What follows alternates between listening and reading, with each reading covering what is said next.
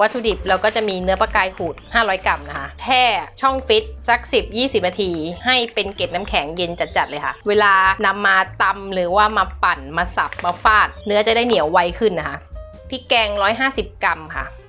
ไข่ไก่เย็นๆ1 ฟอง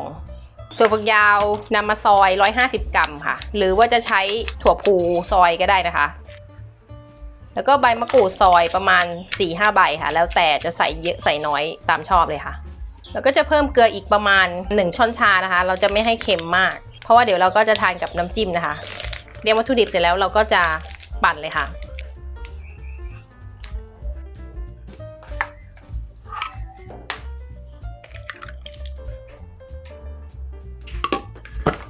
จะใช้วิธีตำในครกก็ได้นะคะตำให้เหนียวจนสากยกไม่ขึ้นก็ใช้ได้ค่ะหรือว่าจะใช้มีดสับก็ได้ค่ะสับจนเหนียวก็จะยกมีดยากนะคะเพราะว่ามันจะหนืดมากก็ใช้ได้แล้วค่ะหรือว่าจะใช้วิธีการฟาดก็ได้ค่ะคลุกเคล้าให้ทุกอย่างรวมกันเลยค่ะแล้วก็รวบใส่มือ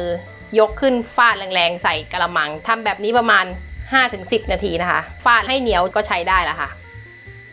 หยุดเครื่องแล้วก็มาปัดข้างโถลงด้วยนะคะจะได้ปั่นส่วนผสมที่ยังไม่โดนปั่นให้ทั่วค่ะ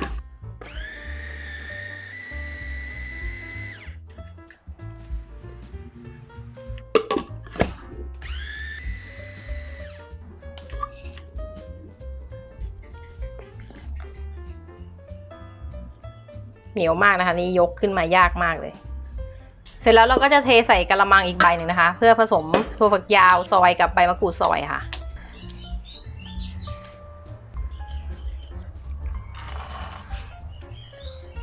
คลุกให้เข้ากันนะคะ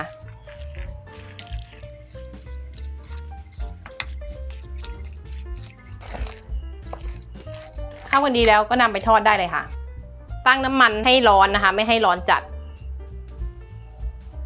แล้วก็จะเอามือชุบน้ำก่อนนะคะแล้วค่อยมาปั้นทอดมันจะทำให้ไม่ติดมือนะคะ